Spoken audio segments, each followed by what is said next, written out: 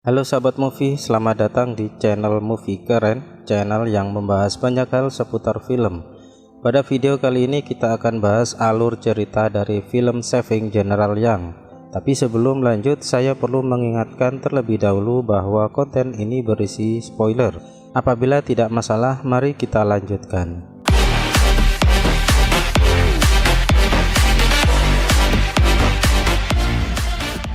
Film yang rilis pada tahun 2013 ini diawali dengan adegan hukuman cambuk yang dijatuhkan kepada Yang Yanzhao dan Yang Yanzi karena telah membuat Pan Bao terbunuh akibat bertanding dalam memperebutkan cinta putri Jai Merong. Sang ibu begitu tegar melihat anak ke-6 dan anak ke-7-nya menghadapi hukuman cambuk yang dilakukan oleh ayahnya sendiri, Jenderal Yang, di depan istana.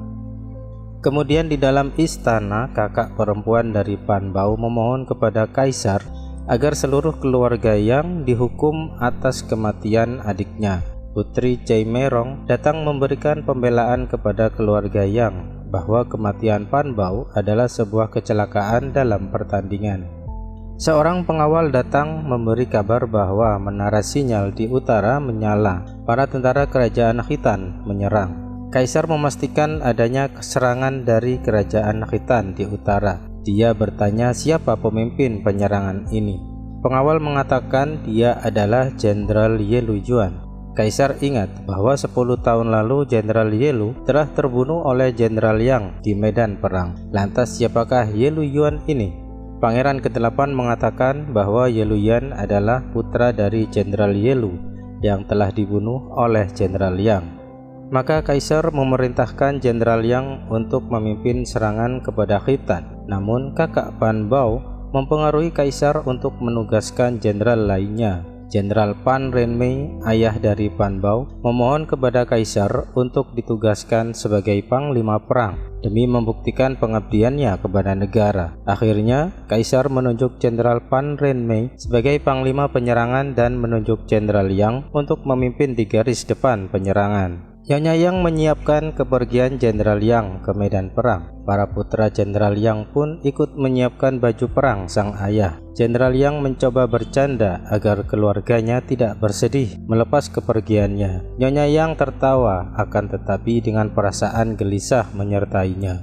Akhirnya perang dimulai. Pantai Pasir Emas menjadi lokasi pecahnya perang antara Kekaisaran Song Utara yang dipimpin oleh Jenderal Pan Renmei sebagai komandan perang dengan Kerajaan Khitan yang dipimpin oleh Jenderal Ye Luyuan. Sebagai pimpinan garis depan pasukan Kekaisaran Song Utara, Jenderal Yang memimpin langsung pertempuran melawan pasukan Jenderal Ye Luyuan. Meskipun kondisi fisiknya sudah tua, tapi kemampuan bela dirinya sangat tangguh hingga bisa merobohkan pasukan garis depan musuh. Melihat itu, Jenderal Ye Luyuan memberi aba-aba pada pasukannya untuk memutar haluan. Jenderal Pan beranggapan bahwa itu adalah sebuah jebakan, maka dia memerintahkan pasukannya mundur dan membiarkan pasukan garis depannya menjadi korban. Jenderal Yang melihat bahwa Jenderal Pan dan sebagian besar pasukannya telah meninggalkan medan pertempuran, tapi dia tetap gigih melanjutkan pertempuran. Jenderal Ye Lu memerintahkan ahli panahnya untuk memanah Jenderal Yang dari belakang, kemudian memerintahkan pasukannya untuk mundur. Jenderal Yang meskipun dalam kondisi anak panah masih menancap di punggungnya, tetap mengejar mereka menuju Gunung Serigala. Sementara itu, Nyonya Yang di istana merasa sangat gelisah. Dia menemui guru spiritualnya yang bernama Guru Guigu di kuil. Nyonya Yang bertanya apakah suaminya akan mendapat keberuntungan dalam perang kali ini. Guru Guigu menjawab bahwa perang adalah sumber malapetaka. Jadi bagaimana bisa akan menemui keberuntungan? Dia bertanya lagi apakah ada cara untuk memastikan keberuntungan. Guru Guigu tidak memberikan jawaban, lantas pergi meninggalkan Nyonya Yang. Sejenak kemudian seorang murid Guru Guigu memanggil Nyonya Yang untuk memberikan pesan dari gurunya yang ditulis pada kertas putih. Nyonya Yang membaca pesan tersebut dan terkejut akan isi pesannya. Dia pulang ke istananya melihat pasukan yang pulang dari pertempuran dalam keadaan luka-luka. Dia menemui putra pertamanya yang bernama Yang Yanping berbicara mengenai pesan dari guru Guigu. Yang Yanping membaca pesan dari guru Guigu yang berisi 7 anak pergi, 6 yang kembali. Yang Yanping bersedia kalau harus mengorbankan dirinya demi membawa ayahnya pulang bersama adik-adiknya. Nyonya Yang pergi ke istana kaisar, memohon izin untuk mengirim putra-putranya untuk menjemput suaminya yang terjebak di medan pertempuran. Ketujuh bersaudara itu bersiap untuk misi penyelamatan sang ayah. Mereka semua berpamitan pada istri dan pasangan masing-masing. Putri Cai Merong menemui saudara keenam Yang Yanzhao untuk memberinya semangat dan meminta Yanzhao untuk kembali padanya setelah perang. Nyonya Yang menyiapkan keberangkatan putra-putranya, memberikan restu pada mereka satu persatu. Ketujuh bersaudara itu berangkat menuju medan perang untuk menjalankan misi penyelamatan sang ayah, Jenderal Yang, bersama sejumlah pasukan. Mereka menuju pantai pasir emas di mana banyak mayat-mayat pasukan perang. Kemudian mereka dihadang pasukan musuh yang berjumlah lebih banyak dari mereka. Mereka saling berhadapan, bersiap untuk saling menyerang. Keluarga Yang memang ahli dalam strategi perang. Meskipun dengan jumlah pasukan yang sedikit, mereka berhasil membuat kocar-kacir pasukan musuh dan menembus barikade musuh. Kemudian mereka menuju Gunung Serigala untuk mencari ayahnya. Setibanya di Gunung Serigala, 7 bersaudara itu menemukan ayahnya. Beberapa pasukan masih setia mendampinginya. Meskipun dengan kondisi panah masih menancap di punggungnya, Jenderal Yang masih terlihat kuat. Akan tetapi racun yang terkandung dalam anak panah itu membuatnya muntah darah dan kondisinya mulai melemah. Dia bertanya pada putra-putranya bahwa gunung ini sudah terkepung, bagaimana bisa mereka masuk dengan begitu mudah. Putra kedua yang bernama Yang Yanding mengatakan bahwa mereka mengubah strategi sehingga mereka dengan mudah menghancurkan dan menembus pertahanan musuh memasuki Gunung Serigala. Jenderal Yang menjelaskan bahwa sebenarnya mereka telah memasuki perangkap. Jenderal Yalu sebenarnya ingin membalas dendam atas kematian ayahnya dalam perang 10 tahun yang lalu, di mana saat itu Jenderal Yang memimpin peperangan dan mengalahkan pasukan Khitan tanpa menyisakan sedikit pun pasukan yang selamat, termasuk ayah dari Jenderal Yalu Yuan saat itu. Sekarang Jenderal Yalu sangat ingin membalas atas kematian ayahnya 10 tahun yang lalu terhadap Jenderal Yang dan putra-putranya. Jenderal Yang meminta anak-anaknya kembali dan meninggalkan dia, tetapi ketujuh saudara itu mengatakan bahwa misi mereka adalah menyelamatkannya apapun yang terjadi, karena mereka sudah berjanji kepada ibu mereka bahwa mereka akan membawa kembali ayahnya. Saudara kelima yang bernama Yang Yande berusaha mengobati ayahnya, sementara Yanzhao dan Yanxi menemaninya. Yanxi tidak tahan melihat ayahnya kesakitan. Dia merasa bersalah atas perbuatannya sehingga berakibat seperti ini. Dia berlari meninggalkan Gunung Serigala hendak ke benteng Huanzhou menemui Jenderal Pan agar segera memberikan bantuan pasukan untuk menyelamatkan ayahnya. Yanzhou segera mengejarnya namun tidak berhasil. Sementara itu Yanping dan Kapten Hu bersama saudara lainnya berusaha menemukan jalan keluar dari Gunung Serigala. Namun tiba-tiba bola-bola batu menghujani mereka. Jenderal Yeluyuan melakukan serangan dengan melontarkan bola-bola batu ke arah persembunyian Jenderal Yang. Serangan itu membabi buta sehingga pasukan Jenderal Yang banyak yang terluka. Setelah melontarkan bola-bola batu, Yeluyuan berusaha mengepung secara langsung ke tempat persembunyian Jenderal Yang. Perlawanan sengit pun tak terhindarkan. Putra-putra Jenderal Yang dan sisa prajuritnya berusaha melawan. Mereka semua mati-matian berusaha bertahan dari serangan pasukan Yeluyuan. Sampai pada akhirnya Kapten Hu tewas. Keenam bersaudara berhasil lolos bersama ayahnya yang semakin melemah. Keenam saudara dan ayah mereka berhasil keluar dari Gunung Serigala. Kini mereka harus melewati gurun pasir yang luas. Yeluyuan berusaha mengejarnya dengan membawa 100 pasukan berkuda. Setelah berhari-hari nyaris tanpa istirahat melewati gurun pasir, tibalah mereka di sebuah hutan. Jenderal Yang kondisinya makin kritis. Mereka memutuskan untuk beristirahat di bekas kuil suwu. Jenderal Yang melihat bayangan di tengah tidurnya.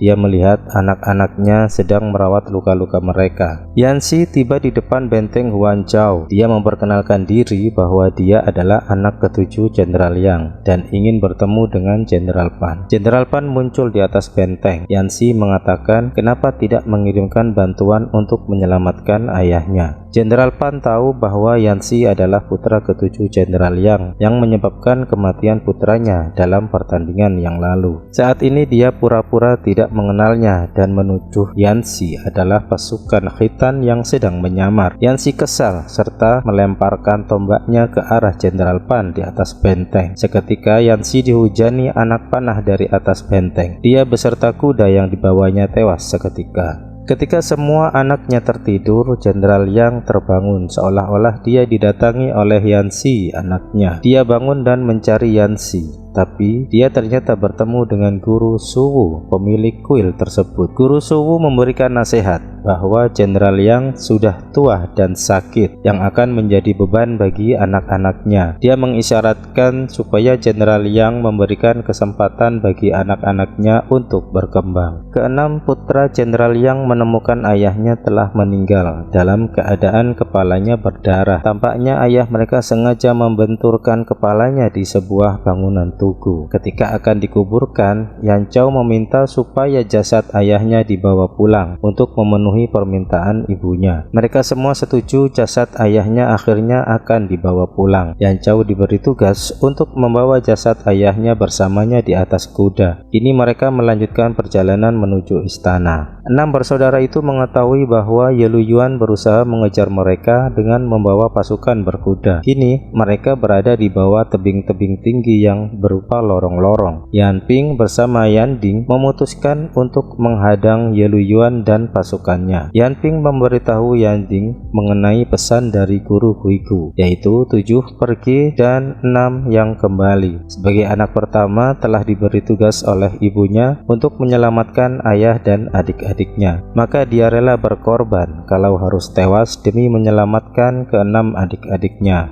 Yan Ding sebagai anak kedua mematuhi perintah kakaknya. Dia menyusul saudara lainnya menunggu di perbatasan Yanmen. Pasukan Ye Luyuan datang. Yan Ping bersiap menghadang mereka. Pertarungan sengit pun terjadi antara Yan Ping dan puluhan prajurit Ye Luyuan. Yan Ping memang sangat tangguh. Dia berhasil merobohkan barisan pertama prajurit Ye Luyuan. Bahkan barisan kedua pun dapat dilumpuhkannya. Akan tetapi sehebat apapun dia, menghadapi puluhan prajurit akhirnya kalah juga. Ye Luyuan datang dan menusuknya dengan tombaknya. Dia mengingat ayahnya yang tidak pernah kembali dari perang ketika dikalahkan Jenderal Yang 10 tahun yang lalu, sehingga ibunya sangat menderita. Yan Ding merasa tidak nyaman meninggalkan kakaknya bertarung sendirian. Dia kembali berniat membantu kakaknya. Kedatangan Yan Ding disambut prajurit Ye Luyuan. Seketika pertarungan terjadi. Yan Ding melihat kakaknya sedang sekarat di ujung tombak, membuatnya makin emosi menyerang. Akan tetapi dia tidak dapat mengontrol pertarungannya, sehingga dengan mudah dapat dihentikan oleh para prajurit dan terbunuh. Ye Luyuan dan pasukannya kembali melanjutkan pengejaran terhadap 4 saudara yang tersisa bersama jasad ayah mereka. Kuda yang ditunggangi saudara kelima Yang Yande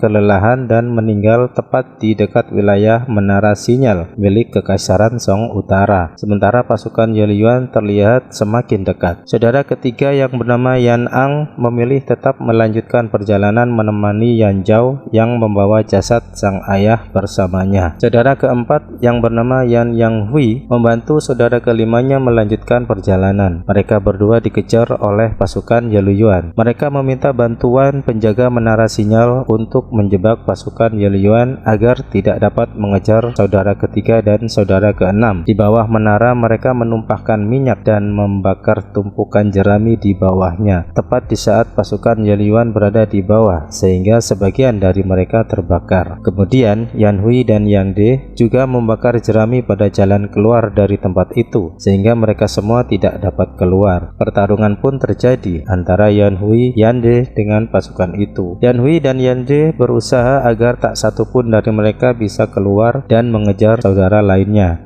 Angin berubah arah sehingga posisi mereka makin terjebak di tepi jurang. Mereka berdua merasa tidak mungkin bisa selamat dari pertempuran itu. Dengan semakin berkobarnya api, Yan De dan Yan Hui berhasil menggiring sejumlah pasukan itu hingga masuk ke jurang bersama mereka. Kuda yang ditunggangi Yan Ang jatuh karena dipanah secara sembunyi-sembunyi oleh kaki tangan Ye Luyuan. Yan Ang adalah pemanah yang tangguh. Anak panahnya tidak pernah meleset. Yan Zhao diminta untuk melanjutkan perjalanan membawa jasad ayahnya. Sementara dia, Yan Ang, mencari pemanah kudanya. Beberapa anak panah melesat ke arahnya. Dia berhasil menghindarinya. Dia membalas melepaskan anak panah ke arah musuhnya. Pandangan mereka terhalang oleh ilalang dan tidak bisa melihat siapa yang memanah. Yan Ang berlari mendekati asal anak panah itu dan akhirnya bertemu dengan musuhnya. Salah satu anak panah menembus perut sebelah kirinya. Anak panah itu segera dicabut dan dilesatkan kembali tepat di kening musuhnya. Ye Luyuan muncul dari belakang dan melepaskan tombaknya ke arah Yan Ang. Seketika itu Yan Ang pun tewas. Ye Luyuan melanjutkan pengejarannya sendirian setelah para prajuritnya tewas bersama Yan De dan Yan Hui di jurang. Yan Zhao hampir tiba di perbatasan Yanmen. Dia menunggu saudara-saudaranya, namun tidak ada yang kembali. Ye Luyuan berhasil mengejarnya sampai dekat. Yan Zhao menghindarinya dan berlari ke benteng perbatasan, tapi Ye Luyuan lebih cepat darinya dan berhasil menjatuhkannya dari atas kuda. Ye Luyuan bertanya, "Kamu anak ke-6 atau ke-7? Kelima saudaramu berhasil kubunuh dengan mudah. Kini tinggal kau yang bisanya hanya berlari." Yang Zhao melepaskan tubuh ayahnya dan menyandarkannya di batu. Dia bertarung dengan Ye Luyuan habis-habisan dan hampir kalah darinya. Ye Luyuan mencoba menyerang jasad ayahnya, namun berhasil dihalanginya. Pertarungan sengit kembali terjadi. Yan Zhao mencoba mencari kelemahan Ye Luyuan. Dengan berbagai upaya, akhirnya Ye Luyuan dapat dijatuhkan dan dilemahkan tepat di depan jasad